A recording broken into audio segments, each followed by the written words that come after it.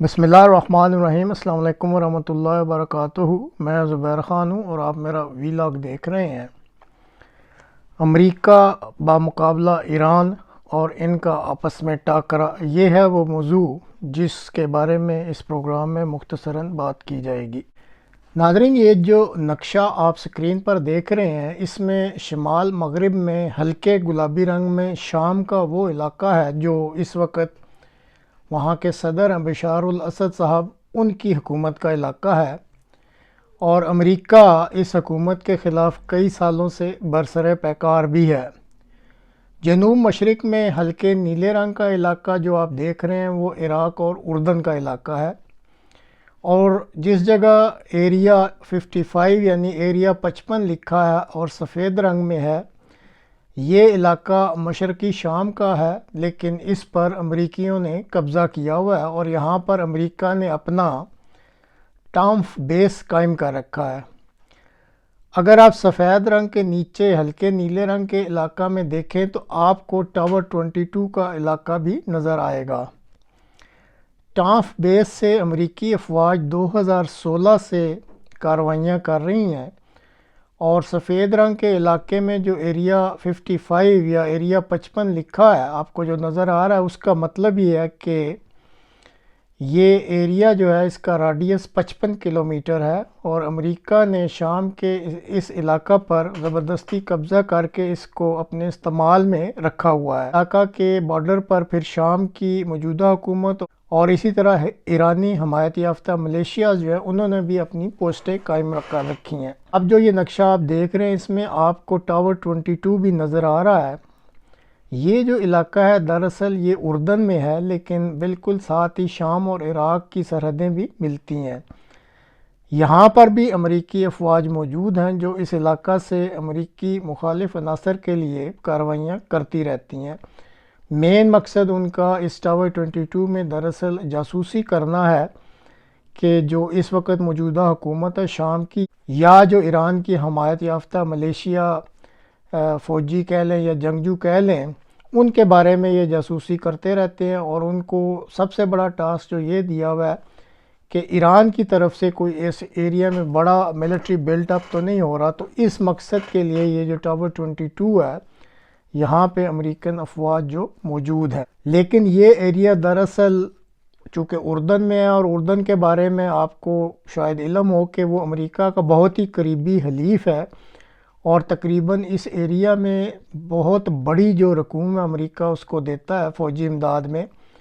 اور یہ واحد ملک ہے جو کہ امریکی افواج کے ساتھ ہر سال مل کے فوجی مشقیں بھی کرتا ہے۔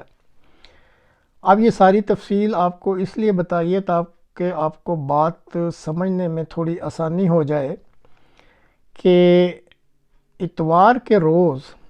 یہ جو ٹاور 22 کا علاقہ آپ کو بتایا ہے جو اردن میں ہے لیکن ساتھ شام اور عراق کی سرحدیں بھی ملتی ہیں، اس پر ڈرون حملے کیے گئے ہیں، اور اس حملے کی ذمہ داری بنیادی طور پر عراق میں ایک اسلامک ریزسٹنس موومنٹ ہے اس نے قبول کی ہے، لیکن امریکہ جو ہے وہ اس کو نہیں مان رہا۔ بہرحال اس حملے ڈرونز جو مارے گئے، اس حملے کے نتیجے میں 3 امریکی فوجی جو ٹاور 22 کے علاقے میں تعینات تھے، اور اسی طرح 34 امریکی فوجی جو ہیں وہ 3 فوجی ہلاک ہوئے ہیں اور 34 جو ہیں وہ شدید زخمی ہوئے ہیں۔ جب یہ اطلاع امریکی صدر بائیڈن صاحب کو دی گئی تو وہ اس وقت مطلب اتوار کے روز ساؤتھ کیرولینا میں ایک بیپٹسٹ چرچ ہے وہاں پہ کسی تقریب میں موجود تھے۔ تو جب ان کو یہ اطلاع دی گئی تو ان کو بڑا افسوس بھی ہوا، اور انہوں نے پھر ان مر جانے والے فوجیوں کے اعزاز میں یا ان کی یاد میں کچھ منٹ کی خاموشی بھی اختیار کی، اور اسی طرح وہاں پھر انہوں نے یہ فکرہ بھی کہا کہ یہ جو امریکی افواج پر ڈرون حملہ کیا گیا ہے، اب اس کے بارے میں امریکہ اپنا رد عمل دکھلائے گا، یعنی یہ رد عمل کیا ہوگا، کب ہوگا اور کہاں ہوگا، اس کے لیے امریکہ خود جگہ کا بھی تعین کرے گا اور وقت کا بھی تعین کرے گا،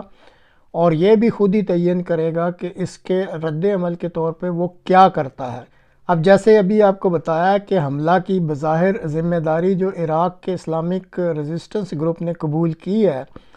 لیکن امریکہ اس کو قطعاً قبول نہیں کر رہا،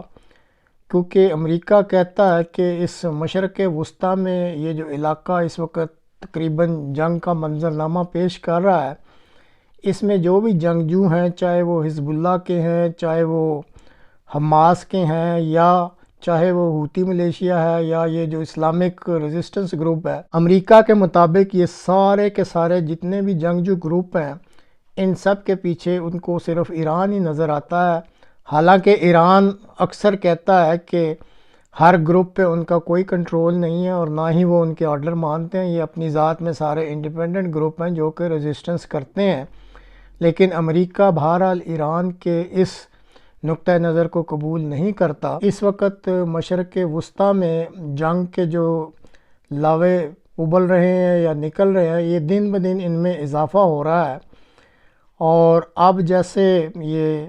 صدر امریکہ نے براہ راست کہا ہے کہ چونکہ ان کے فوجیوں پر اب حملہ ہوا ہے براہ راست، اور ہلاکتیں بھی ہوئی ہیں اور شدید زخمی بھی ہوئے ہیں، اور ساتھ ہی پھر انہوں نے اپنے رد عمل کا بھی بتایا ہے کہ وہ کریں گے، اس کا رد عمل دکھلائے گا امریکہ اپنی پسند کی جگہ اور اپنی پسند کے وقت پر۔ تو ان پہ اس وقت ایک تو الیکشن کا دباؤ ہے، اور دوسرے ان کے اوپر یہ بھی بہت زیادہ پریشر ہے کہ جب سارے کنونسڈ ہیں کہ اس سارے علاقے میں جو ملیشیا یا جنگجو ہیں ان کی حمایت یا ان کو فوجی ساز و سامان یا سارا اسلحہ اور گولہ بارود چونکہ ایران مہیا کر رہا ہے، تو کیوں نہ ایران پر ہی براہ راست